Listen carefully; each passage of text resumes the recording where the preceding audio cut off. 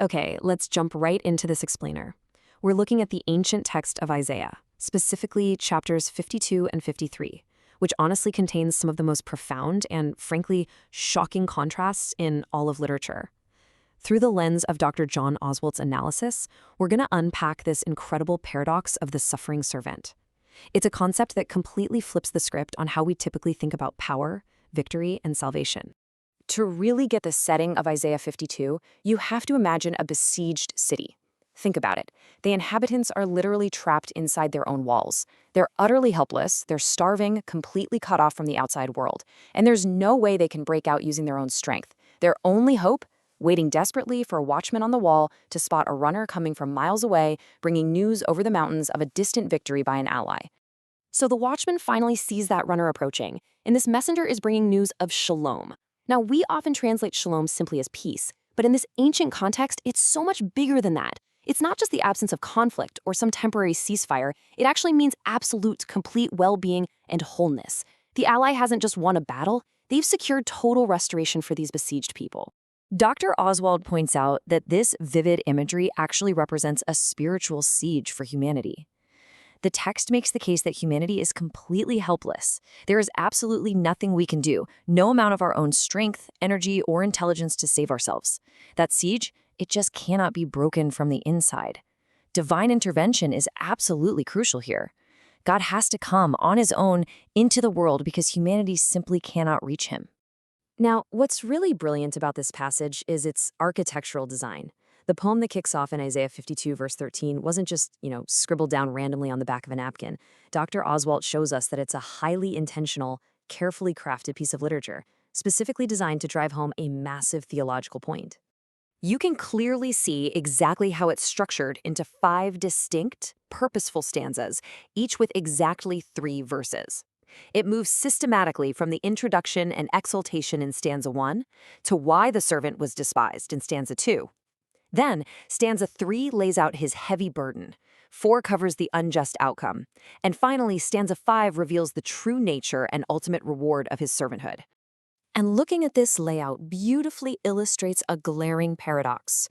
The poem begins in stanza 1 and ends in stanza 5 with this magnificent triumph, exaltation, and reward. The servant is going to be high and lifted up.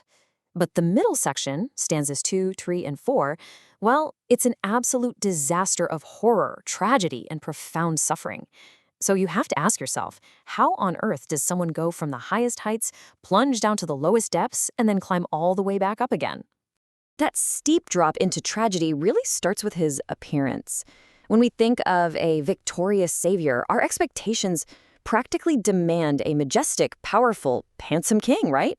A kind of grand, costumed drum major leading a triumphant parade. But Isaiah presents a completely different, almost shocking reality. The servant is described as a spindly young plant growing out of dry ground. He's totally ordinary, he's marred, he's physically unimpressive.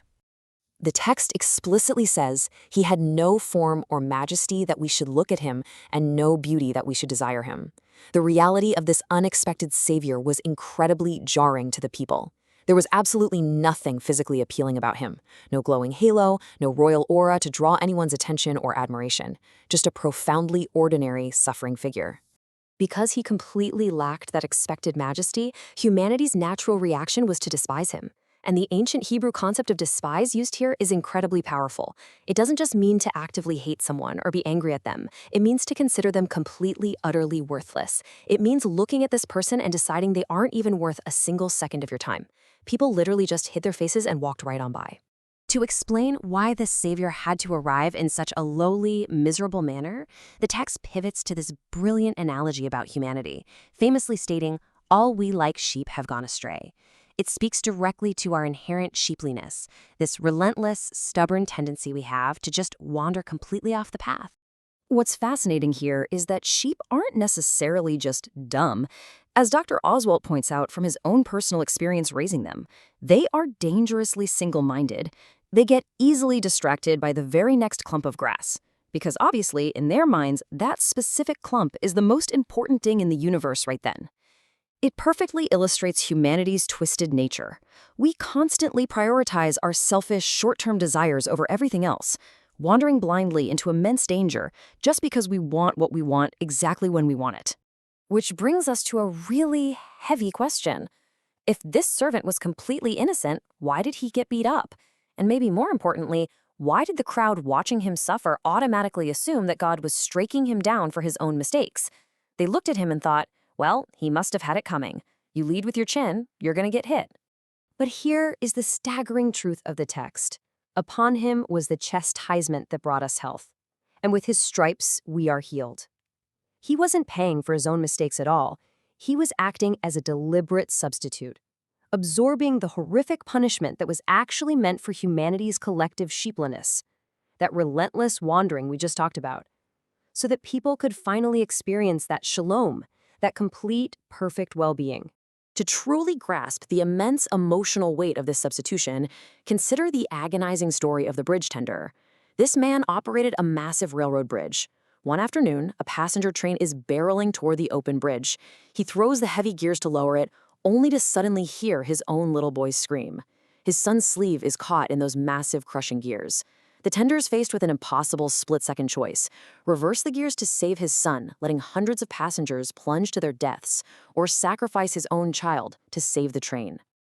Just as that bridge tender had to painfully shut his ears to his son's cries to save a train full of strangers, the text tells us that God chose to engage the gears of judgment upon this innocent servant to save humanity. It's a profound, heartbreaking sacrifice that perfectly illustrates the terrifying cost of this rescue.